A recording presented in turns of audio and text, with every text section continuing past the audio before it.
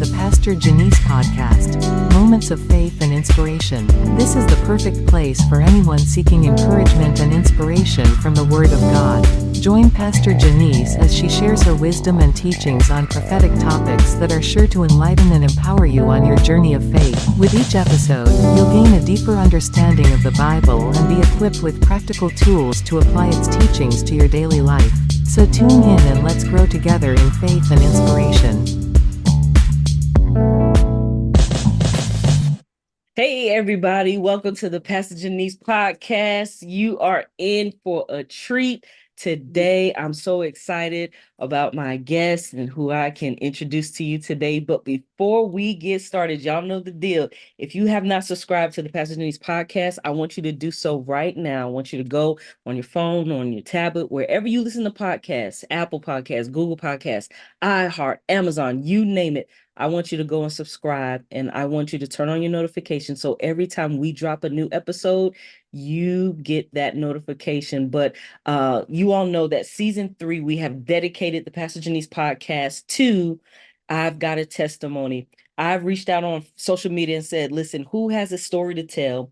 Who has a testimony they want to share? And people were just like, me. And we have been blessed with some awesome testimonies in these past weeks that have encouraged our faith, that has ignited our faith, that have ignited conversation, that have encouraged people. And so I'm super excited about today. We have none other than the lovely MeShai Sheppard, who is coming to share her testimony with us.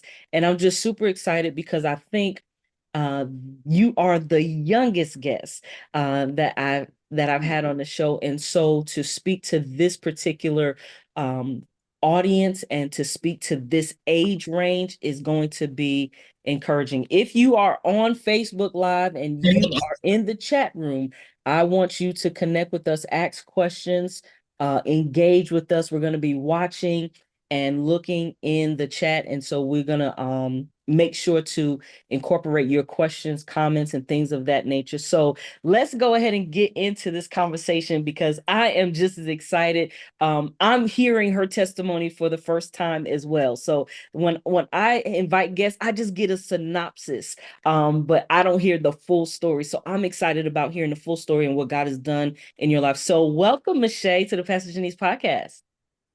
Thank you, and thank you for having me. Yes, ma'am. It's a joy to have you. And so I want to just spend this time. I just want you, don't feel rushed. I want you to just share your story. Start wherever you feel led to start. But this is just a conversation. But tell us a little bit about you and tell us about your story. All right, yes, ma'am. So as you stated, my name is MeShai Sheppard.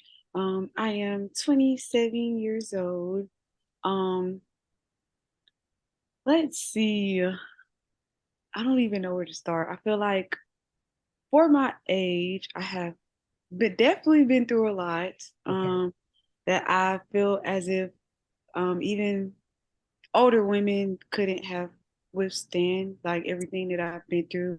Wow. So I'm grateful for that. Um, I think I want to start probably, I would say after high school, after I graduated, because Okay. like for me, it's really where it all began. Okay. Um, I could And say I how old was you then? was 18 years old. Okay. Yes, at the age of 18. So yes.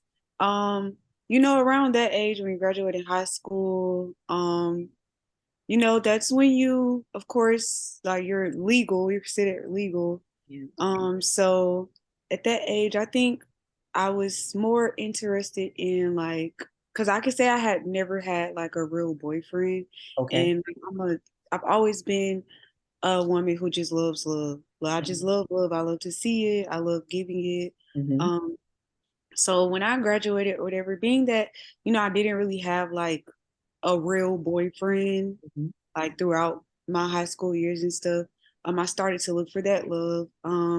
My dad was around, but he was abusive. So he showed me like he didn't show me the kind of love that I was supposed to receive from a man. It was always mental, emotional, physical. abuse. Mm-hmm.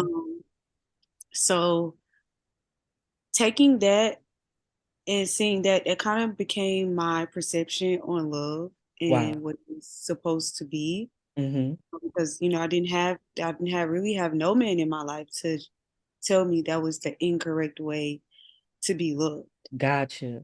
So at about 18, it's when I started to look for that love in men. Mm-hmm. And I would say, like, that's when I first started dating at about 18, like seriously dating. But at the age of 20, I met a man who was 7 years older than me. Okay. And at the time, I'm thinking like, oh wow, like somebody this old wants to talk to me. Like I'm thinking that's something to brag and to boast about. Yeah. Yeah. Not realizing at the time that that should have been like a red A flag red to flag. me. Yeah. So I began to talk to this guy, date this guy, and the one thing I would say that got me at that age, because I mentally was so immature, just the fact that he talked about God Mm-hmm. from his experience in prison. To me it was just like, oh, so he loves who I loves, like, Okay. okay, this can work, like I Mhm. can do this. So it's like I took that and kind of ran with it. Okay. um and it's like that relationship really was what started my alcoholic addiction. Okay. And it was just full of the same thing that I seen from my dad, just mental abuse, Mm-hmm. verbal abuse, physical abuse. It was just a lot, and I was Sure. so young. Mm-hmm. Like I was so young trying to navigate my way through that. So, And let me stop you there. So you really didn't know what um correct love was, and mhm, you really didn't know what to look for in a man. So the first man that you met that kind of uh showed you what you was lacking, and mhm. also was talking about God, kind of drew you in, so you was like, yeah, this is it. So you kind of avoided seeing the negative aspect of this older man pursuing you. Yes, that is correct. It's like I totally overlooked that. And Mm, it was it was just like, you know how you have, I wouldn't say friends because they didn't know any better than me. yeah. Family that would try to tell you, but you just, you're not trying to hear it because Mm-hmm. in your mind it's like, this is love. This is he's giving me what my father gave me, and this is all I know. So Mm-hmm. it has to be love, right? Mm-hmm. And that was just the mindset that I took. And I stayed in that relationship for about 2 years, Okay. and honestly was the worst 2 years of my life. I endured like a lot of hurt and pain. Mm-hmm. Um, a lot of people don't know this, but I think it was 21. I was about to turn 22. Mm-hmm. Um, I got pregnant Mm-hmm. and I miscarried, of course, because of the stress that I Mm-hmm. endured with him. And one of the most hurtful things that I can remember from that relationship was the fact that when I got pregnant, Mm-hmm. because I had become pregnant and he didn't want me to keep it, and I was making the decision to keep Mm-hmm. it, being that, abortion goes against everything that I believe in. Yeah. His thing to me was, well, we can co-parent because like you're choosing to make this decision. And that was like one of the biggest things that broke my heart at that age, because it was just like, wow, like I think that's when it started to click for me. Okay. Okay. Like he's not, like, no, this is, he's supposed to love me and he's supposed to care about me, but this is what he says to me because I don't agree with it. He doesn't agree with the decision that I'm making. So was it like he was giving you an ultimatum, either be with me or you have this child and we can just co-parent? Yes, yep, that is correct. And it's like after that statement, that's when I start to stress and worry. And of course that led to me losing the baby. Mm-hmm. And then, after that, again, like I'm just I know I shouldn't be with him, but on the other hand, it's like I love him. Yeah. This is all I know. This is Mm-hmm. all I've seen. Mm-hmm. This is love, right? So Yeah. I continue to stay with him, and being that I really feel I couldn't talk to nobody, I didn't have anybody to turn to. That's when I turned to drinking, Wow. and it went from like just having wine to like heavy drinking, Mm-hmm. partying all the time, Mm-hmm. um, going to the liquor store, buying bottles, keeping them at home Mm-hmm. because I was trying to escape what I was feeling, but I didn't know how to Wow. besides alcohol. And it's like I knew I grew up in church. I knew Mm-hmm. who God was.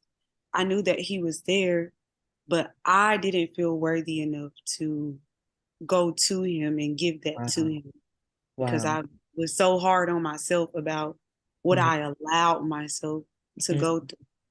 And when I finally like just got the strength to leave him, Mm-hmm. it just made my drinking worse, made my partying worse. Mm-hmm. Everything just got bad, and I was like that for, let's see, I'm 27 now. I really just stopped drinking Mm-hmm. about a year ago. So that was 26. So yeah, Wow. 22 to 26, that was alcohol was my go-to. Wow. It So was, in your drink, well, let's back up. So yeah. this man who's 7 years older than you, and welcome everyone who's joining us, people that's in the chat, and they're engaging in the chat, so welcome everybody. So this man that you're dating for, that's 7 years older than you, you're engaged with this man because you're looking for love, you're desiring love, but you don't really know what healthy love looks like, so you endure this relationship. You get pregnant. He doesn't want you to have it because of the stress of it. You miscarry, but now you're drinking. Was the drinking to numb you, or was that just, do you feel like that was like a generational curse because of what you've seen your dad do, or was that truly like your escape from your emotional, what you was dealing with emotionally? I honestly would say it's a mixture of all three because yes, I did want to be numb. I didn't want to feel anything. And I thought, well, of course, when you are drunk or you are drinking, you're Hmm. numb in the moment, but Yeah. you become back sober, like you still have to feel everything that you're feeling. And Yeah. then also, it is a generational thing that my family deals with on my dad's side. Um, from what I know, I think just about, if not all of them, most of my cousins on my dad's side Hmm. have had DUIs from drinking, Sure. including my dad. So Hmm.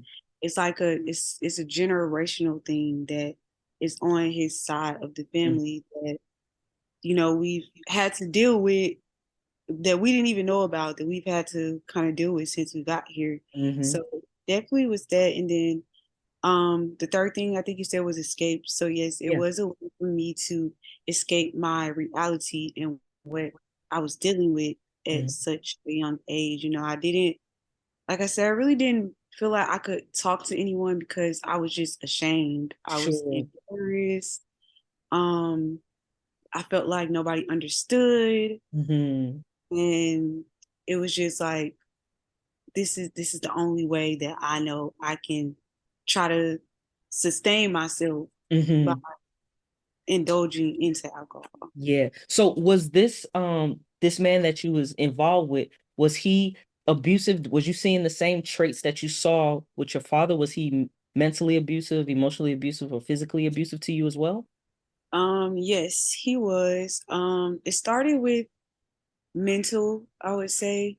Hmm. Um, it's like, so I wasn't just like, it's like I didn't just know how I had a, okay, let me say it like this. I had a clue about how I was supposed to be treated by men. Hmm. So I wasn't just oblivious to it, but it's like it was certain things that I felt was wrong that I would Hmm. say stuff about, but he would manipulate the situation and make me feel like I'm tripping or Yeah. like he hasn't done anything wrong.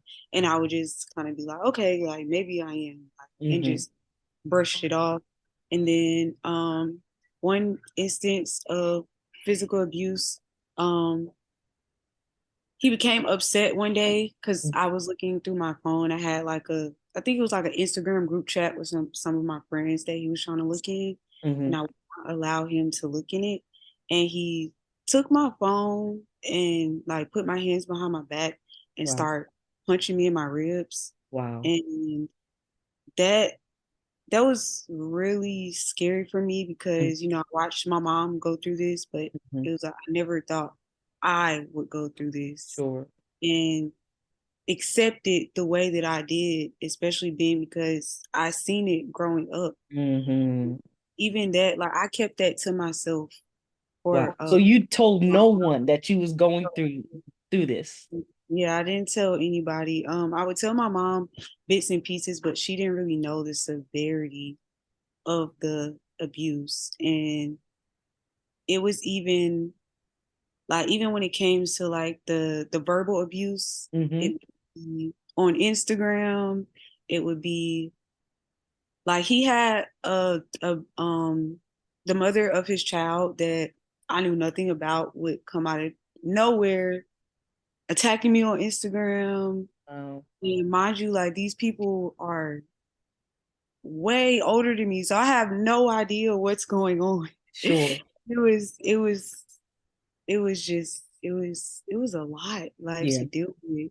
Yeah. And I didn't have the mental capacity. Like I didn't know what to do Yeah. besides drink. It's the only thing that kept me afloat, I felt like. Wow. So was there any point in how long was you with him?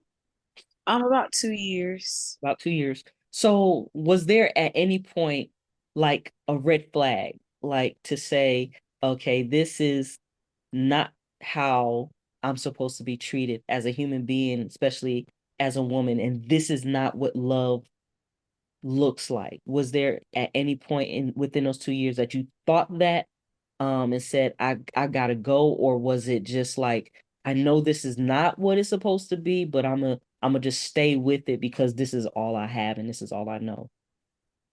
Definitely when I seen the red flags, I can honestly say, today looking back on it, I just ignored them. Like I knew just human decency. This is not how another person should be treating another Mm-hmm. person. But I just couldn't find the strength in myself to just leave. It took back then to me, it was easier for me to stay Mm, and feel that love that I've always wanted, mm-hmm. opposed to leaving and being lonely, if that Wow. makes sense. So you had a fear of just being alone and by yourself and just kind of walking through this world. Yeah, yeah, Wow. exactly Wow. what it was that kept me there. Mm-hmm. And it was like, I think in my mind, I had convinced myself that because I should have known too, like I seen my dad in him. So that, should have told me like, no, this is not it. Yeah. But because all I wanted, all I've ever wanted was just my dad's love, Mm-hmm. it drew me closer to him instead of away like it should have. Wow. Wow, wow. This is amazing, y'all. If y'all are just tuning in, we're talking to MeShai Sheppard, who's sharing her testimony about overcoming alcohol addiction and her bouts with just dating and looking for love in all the wrong places, and how that has led to alcohol addiction. And she started young and felt like she really didn't have an escape or anyone to talk to. And so she dealt with this abuse, and she dealt with this false love, right? And so here she is sharing her story. So if you have any questions in the chat, please, please, please, don't hesitate to ask us. So MeShai, so you are 22 around this time and you're deep into drinking. You said after you got out this relationship, you're dealing with the after effects of having a miscarriage, abuse physically, mentally. And so now you're partying more, you're drinking more. So what happens after that? When does it stop? Does someone intervene? Do you reach out for help? What goes on from 22 to 27? I would say like my family tried to help, but there really wasn't anything that they could do for me, I feel like, because at the end of the day, I was so deep into just partying Mm, and drinking.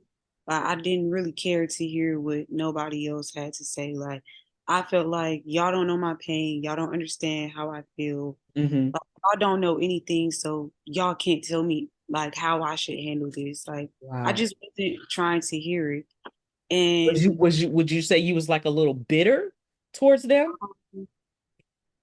yeah, in a sense, yeah, I can say that. Because I didn't blame, well, I couldn't, I feel like back then, like in my mind, I would try to blame them, but ultimately I couldn't blame them. I put myself in this situation and they tried to help. I just Yeah. wouldn't listen. So I couldn't put it on them. But you know how like when you're going through stuff, you're going to try to blame everybody but yourself for Yeah. what's hurting you or what you're dealing with. Mhm. So that's how it was for me back then. And throughout those years, I just like I said, I kept partying and drinking. And so little stuff start to happen that I feel like now I can say like that was God warning me Mhm. before it led to death or jail. Mhm. So the first thing that I can say happened, I was leaving, I think a lounge or something, Mhm. and um I went over a median because I think where we stayed at the time, they were doing construction, and I didn't realize like because when I went that way one time, like the road with the cones was leading this way, but this night when I was driving, of Mhm. course I'm intoxicated. I see a whole different like pathway. So Wow. that's the way that I took, and I looked up and seen like a car coming towards me, Mhm. and I had to like so I wouldn't have a head-on collision. I had to go over a median, and Gee. I didn't realize that I busted my oil pan. Like that was my first car. I just bought myself, paid for it in cash, and I wasn't even driving it that long before that happened. So I'm like, Wow. dang, I woke up the next morning, went home, woke up whole oil just in the driveway. So And you so after that happened, after you hit that, you still make it home? yes, still Wow. making home by the grace of God, still made it Mhm. home. Yeah. And my stepdad at the time goes outside. He like, MeShai, all the oil is out of your car, like it's all over the driveway. Wow. And I'm just acting clueless. Like I don't have a clue what's going on because I feel like I couldn't tell them like I Yeah. was drinking and I was driving. drunk. Yeah. Yeah, and I did this. So of course, all right, that car is gone. Um, I end up being able to buy another one, Mhm. and same thing continued, just still drinking, going out, driving. I could say it was about probably so what 7 days out the week, probably about 4 days I was outside, just Wow. every day, Just like wilding out. Just wilding out. having the time of my life. Like, Gee. and I had one particular friend that always was down. Like, she would Mhm. always call me, I'll call her, you want to do this, you want to do that. And it Mhm. was like just a constant thing. Mhm. And um, little, like I said, little stuff would happen, like where God was trying to get my attention, like, you need to slow down. Mhm. I always be sick the next day or over the Mhm. next few days. I start to feel it in my body. Like I was Mhm. always so drained and Yeah. groggy. Um, So was you going, because you said you grew up in church, right? And mhm. so now looking back, you see it's like God's like, all right, talking to you, all right, leading you. But where was your mindset with God? Did you like talk to him? Did you acknowledge him? Did you go to church during this time, or was you just like totally like against the God thing? I was going to church. I think on Sundays, of course, I would try to feel something or try to get some kind of release. Yeah. But I feel like I was just so deep into my sin. I couldn't really feel him. And I Wow. also used to be so angry at him because it's like, why would you do this to me? Why would you let me go through this? Like Mhm. I was just so angry with God at the time. And it's like I should have been pulling on him, but the devil was telling me like, no, like this is his fault. So I was listening to the devil instead of Yeah. what I knew or what was placed in me from the beginning. Mm-hmm. I would still go to church. It was even times when I was still with him where we would go to church together. And I Mm-hmm. feel like that played a part too in why I stayed for so long because Gotcha. to me that was him trying, you know? Mm. So let's see, I'm trying to think of oh, another car accident. This time wasn't my car accident. I was with my friend and we were headed somewhere. We had all met up in my house um, so we can get ready and go. Mm-hmm. And that's what we did. Of course, we were drinking before, we were smoking. And on the way to where we were supposed to go, boom, get in a car accident. The car, the car in front of her slammed on its brakes because they hit somebody and we hit them. And that one till this day, that car accident still gives me like PTSD because I was in the front seat, didn't have a seatbelt on, Mm. and it's just like I don't remember. I just remember like bracing myself for us to Mm-hmm. hit them, but it was just nobody was hurt, thank God. I just had a whole lot of bruises, but Mm-hmm. just that impact, like me remembering like we're about to hit them, like you have to brace yourself. And she was under the influence, of course. So Wow.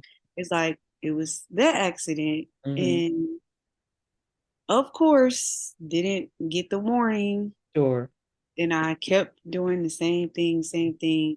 And So you're literally in this cycle, yeah, it's a site. Yep, that's exactly what it was. A and God is cycle. like ding, ding, ding, ding, ding, ding, but Yes. you're just not heeding to the warnings. Yep, not listening. Yeah. And so the last accident I had was what I would say the life changing one. Mm-hmm. Point where I finally realized God is trying to get my attention. Mm-hmm. So it was Thanksgiving, which is a few days after my birthday. So I want to say I think it was 2021. Yeah, 2021, if I'm not Mm-hmm. mistaken. Um, I was leaving this place called Encore that I used to go to every Sunday night. Like that was I know when I get out of church and I go home and change clothes, this is where I'm going. Wow. So it was a every Sunday thing for me. And this particular night I was with people who I thought were my friends. Mm-hmm. Um, we were all drinking and stuff. And mind you, these are people I've known since I was like in middle school. Gotcha. So I really, I thought at the time, they were my friends that had my best interest at heart. Mm-hmm.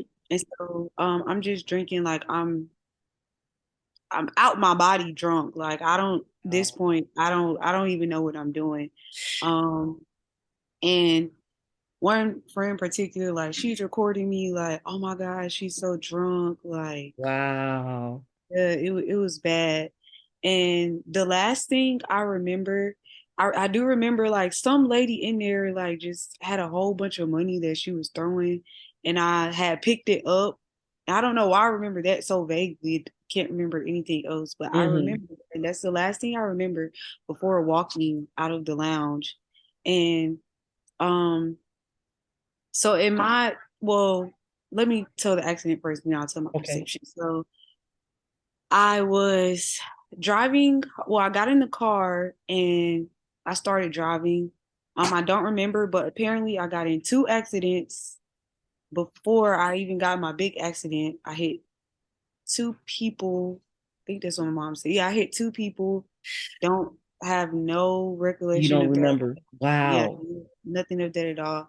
And then my accident that I got in by myself, it was raining, it was wet.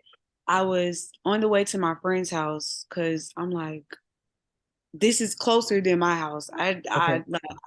I knew I was drunk, and I'm just like, I gotta get somewhere. Mm-hmm. Like, not realizing how drunk I really was though.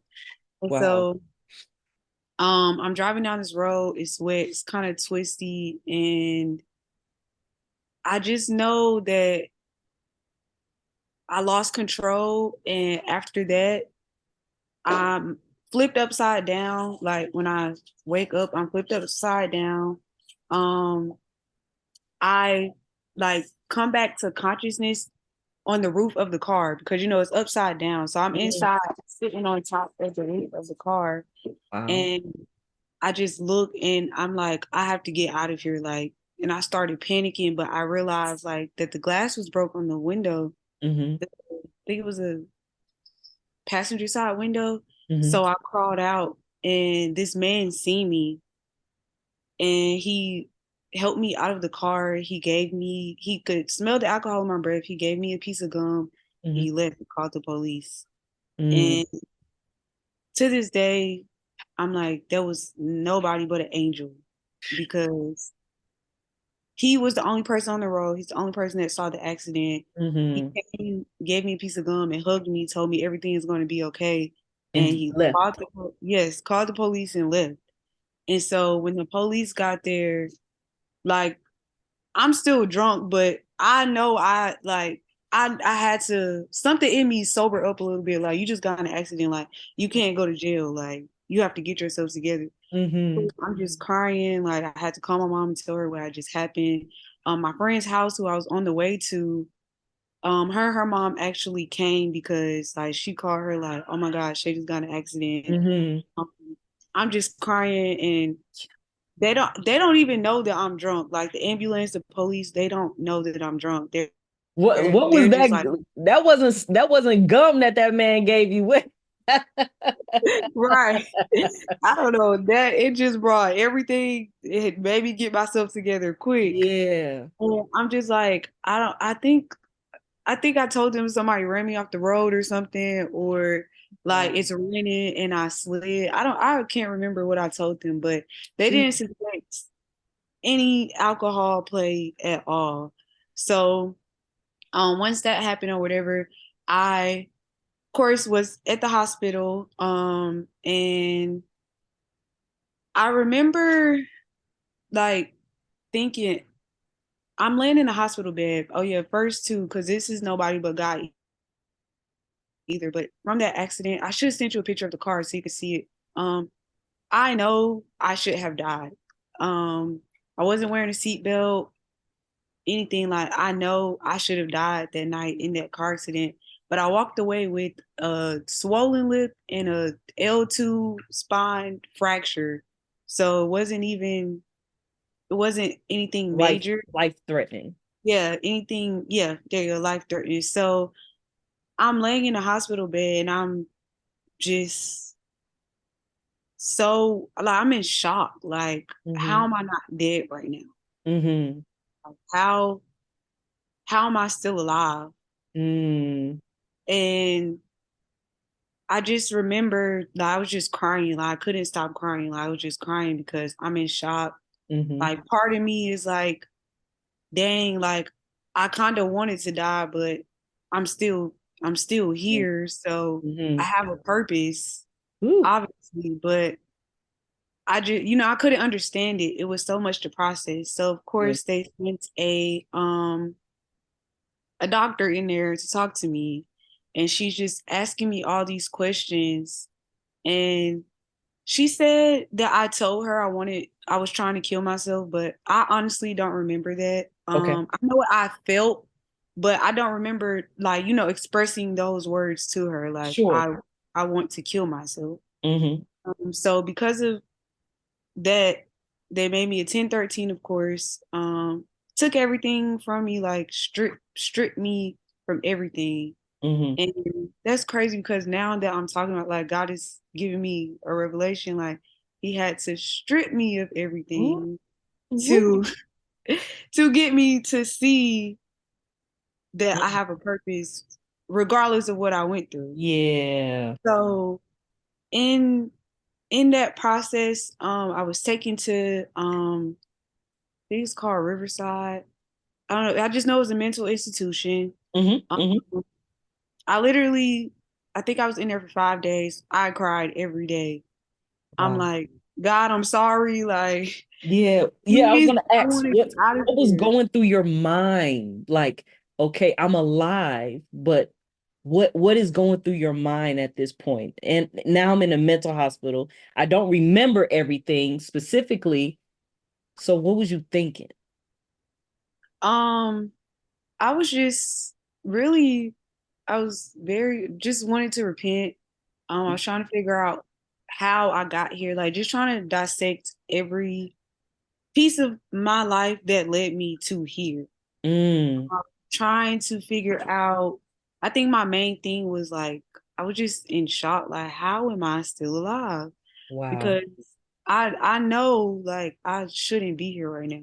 So that was Mm-hmm. like my main question to God was, why am I here? Yeah. How am I still here? And like what's next for me? Like I'm Jesus. in a mental institution and I don't understand why I'm here. Like what is it that, you know, you're trying to show me? And in Yeah. there, I just learned, like, once I was able to stop crying every day and being so emotional, Mm-hmm. I started to realize how blessed I was because, it was people in there that I met, Mm-hmm. like stuff is really wrong with them. Like they're really going through real life things Mm-hmm. that caused them to act the way that they act. And some of them weren't in their right mind. Some of them was in there because of they were like me, like they just were spiraling and they were losing their mind. They didn't know what else to do, or they Mm-hmm. got in accidents from using drugs, got Mm-hmm. in accidents from using alcohol. So I feel like in that experience, like I just truly learned how blessed I am to be Yeah. and have a right mind, and that I'm not going crazy. I'm not losing my mind. I'm just having a tough time right now. So I Yeah. don't have to look at myself as that, because even with mental health, like that's something that I know my dad struggles with. Mm, So for the longest, because of how I have always reacted out of emotions, mm-hmm. the devil has always tried to tell me, like, you're mentally unstable. You're Yeah. you're mentally ill. Like this is who you are. Your dad, you're just like your dad. Like that's a lie that I had to battle through and Mm, understand, like, no, I don't have to speak that over myself. I don't have to that's it. think that about myself. So once I think that mental institution experience showed me that Mm-hmm. that was a start of the path that led me to where I am today. Wow. It took multiple accidents, Yeah. almost losing your life, Mhm. being locked into a mental institution for God to get your attention and for you to say, "Hey, I need to change my life and I need to go about this a different way." And for those who are on Facebook Live, uh, your mom, she's the detective. She sent the picture of Oh, the yeah. accident. And Yeah. so this is the car. And this is Mhm. where you say, you should have lost your life. Mhm. Yeah. But God sent some strange man to give you some chewing gum and to call the cops and left the scene. Mhm. And you end up in the hospital, and then God begins to change and transform your life. So let's talk about that. Let's talk about that. Yeah, and that's definitely so when you see that, what goes through your mind when you see that? You see I'm smiling because Yeah. I made it. Like I'm still here.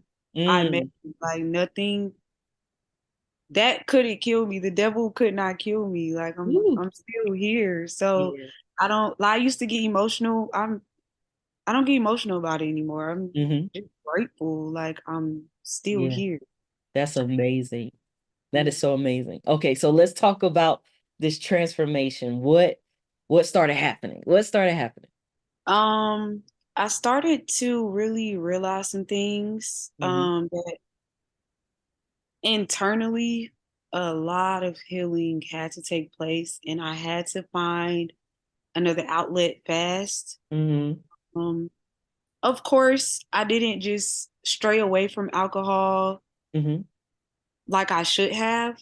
Okay. But it was really hard for me. You know, that was something I picked up on at a young age, and I've been doing it Every 5 years. day.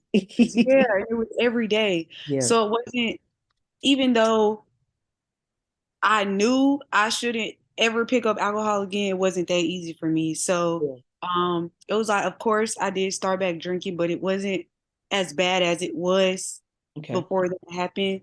And um when I know when I felt myself getting to that point where I was about to have to go through that cycle again, it's like I paid closer attention to God trying to get my attention. Wow. And that's when I can say like I really started journaling. Mm-hmm. Um I used to write as a kid, but Okay. when I was trying to get away from alcohol, I would just start writing and Mm-hmm. writing, and that helped me a lot. It helped me get out what I felt like I couldn't express Mm-hmm. anybody around me, and even I didn't even have the words to form to talk to God about Mm-hmm. it. So I Yeah. started talking to Him through my journaling, through my writing, Mm-hmm. and it became easier. And I can say, oh, so yeah, that's when I was 25. And then 26, when I turned 26, I was still, well, from, okay, so accident 25, and then from 26, yeah, that whole year, it was still like struggle for me to let alcohol go completely. Yeah. And then from this transition, from 26 to 27, Mm-hmm. I can say it hasn't been hard for me at all. Like I got serious about really not wanting to drink. I Mm-hmm. would pray like every day. God, Mm-hmm. please take the taste of alcohol out of my mouth. Wow. I would write it, journal.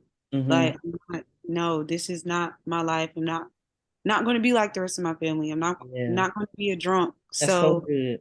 I got real serious about not going to alcohol when something happens. Like Mm-hmm. just no, whatever you do, like I would pride myself on that. Like Yeah. become stressed, don't drink. Right. Mm-hmm.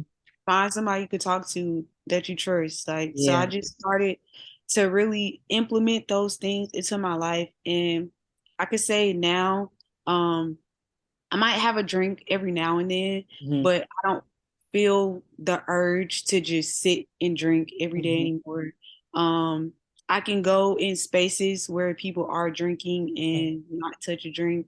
Mm-hmm. Um, I can, it's like, okay, so of course when I was drinking, I'm drinking hardcore liquor, like Mm-hmm. Hennessy, Patron, like I'm just going crazy. Yeah. So it's like now I don't even really want to touch any of that. Like if I do have a drink, it's going to be like a mixed drink, or I might sip on some wine. And I no longer like drink to get drunk.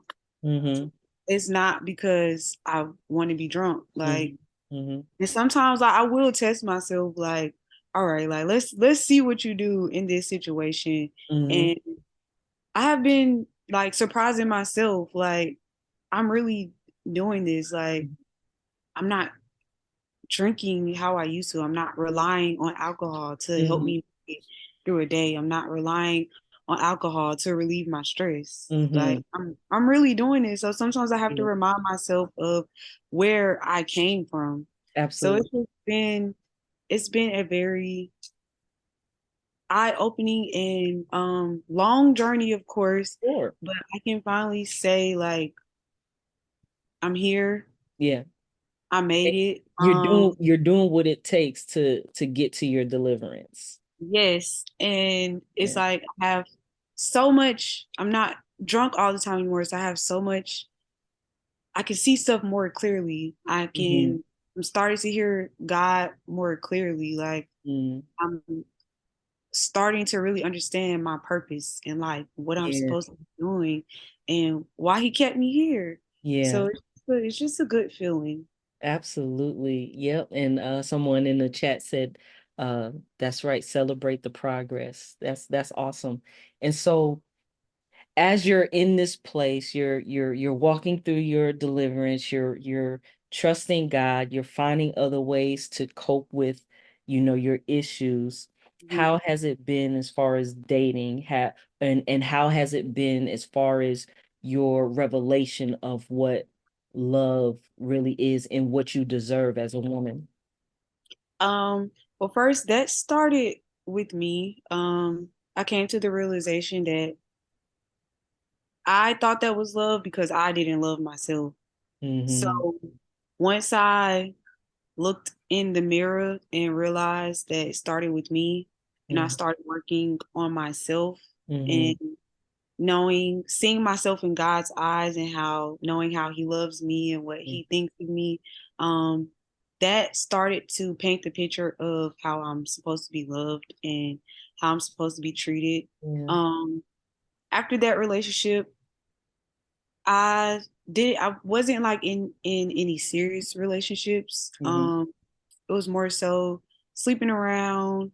Um, I would go on dates and stuff, but it was never anything serious. Mm-hmm. And then I used to, because I know like I wasn't that person. There was just stuff that I was doing out of hurt, out of Yeah. pain. Yeah. Like I've always wanted the life that God wants for me, which is to be married, have kids, like have a family. So I started praying about that. I would always write about it, like, God, please just send me the man that you have for me. Send me like who I'm supposed to be with. It's ghetto out here. Nobody wants to be in a relationship anymore. Yeah. Everybody is just situationship. Like Mhm. I'm like, no, like I don't, I don't want to go through this anymore. I've been through enough. And then sooner or later, that's when I met the person that I'm with now. Mhm. Sure, you all have seen him at church. Um, so yeah, that's even with that relationship, it didn't start off the best because we both, had things that we were dealing with. And like I always tell him, I remember like when I first met him, like you just know how somebody is for you. Mhm. I just knew that. So I would like I it's funny because sometimes I still go to the journal entry and I'll read it.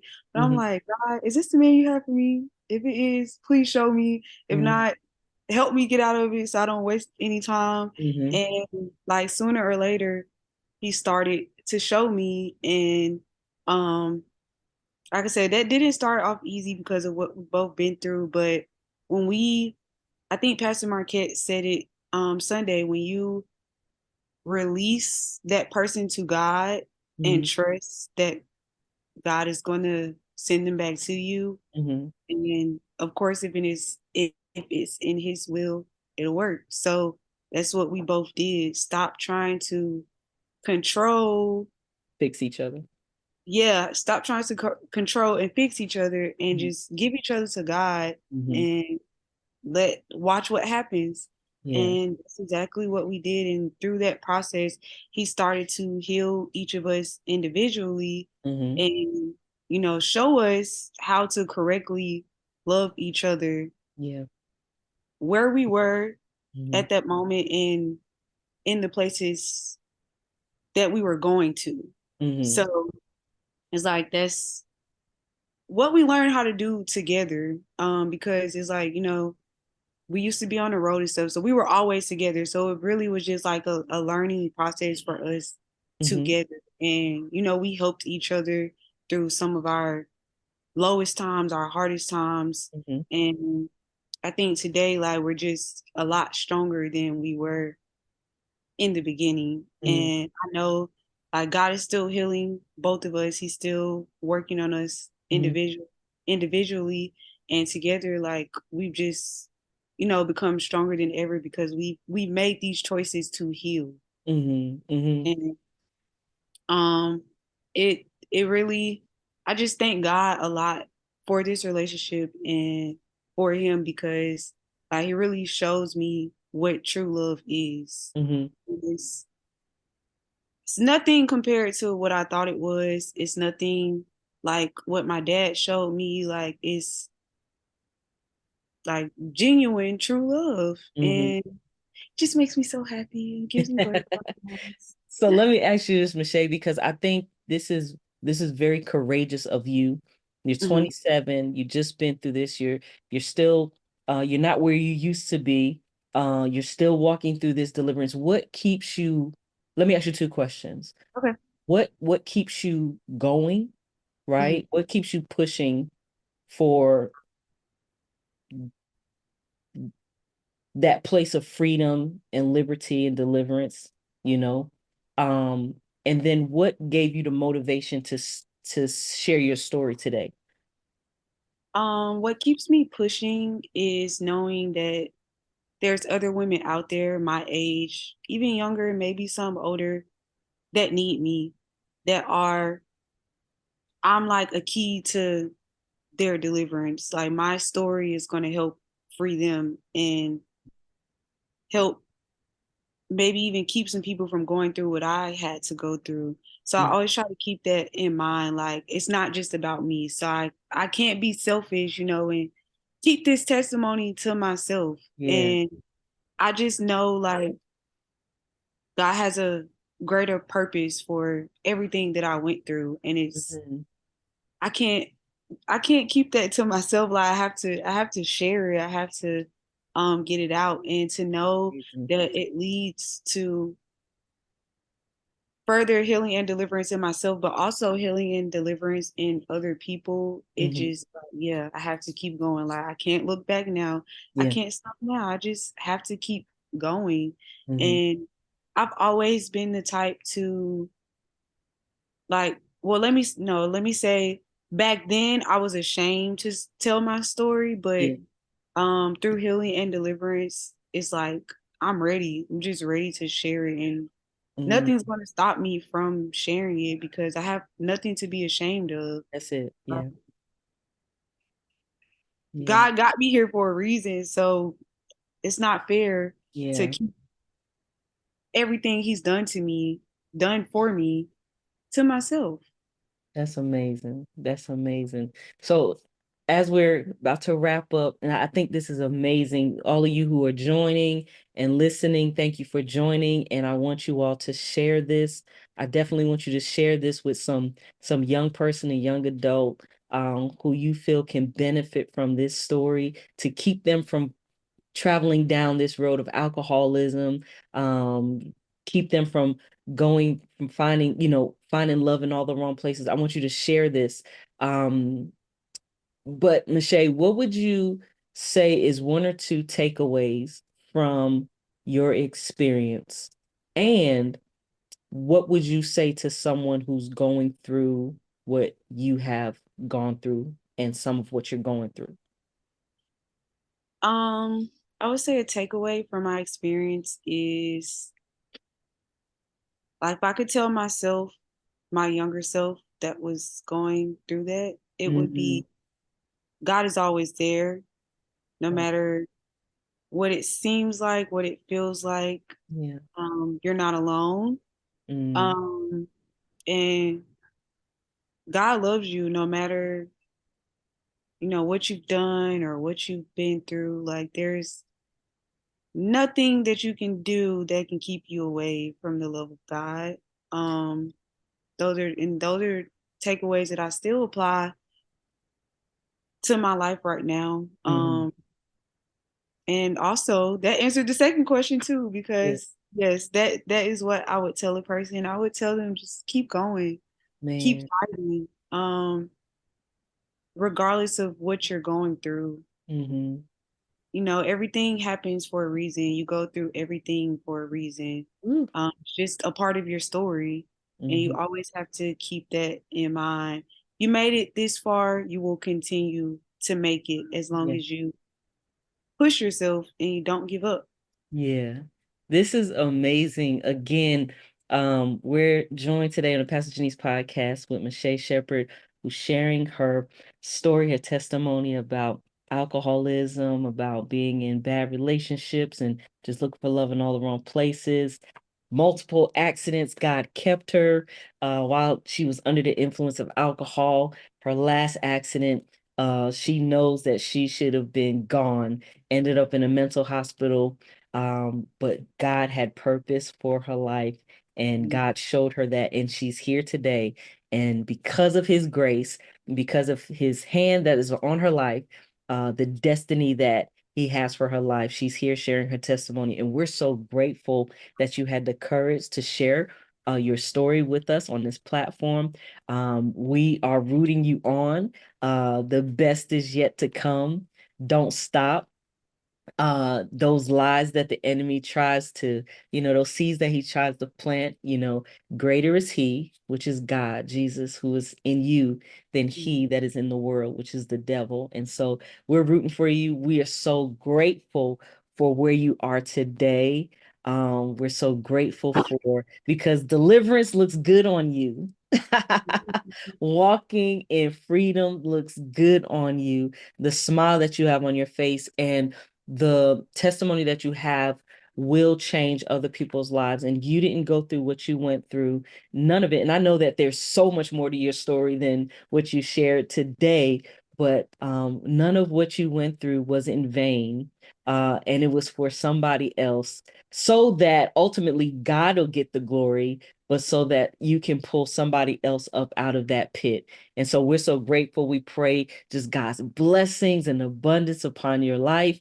And so with that said, is there any last thing you want to say to the audience? Any last words you want to say to those that are listening to some young person or to some older person? Because like you said, some of the stuff that you've been through, some adults couldn't handle.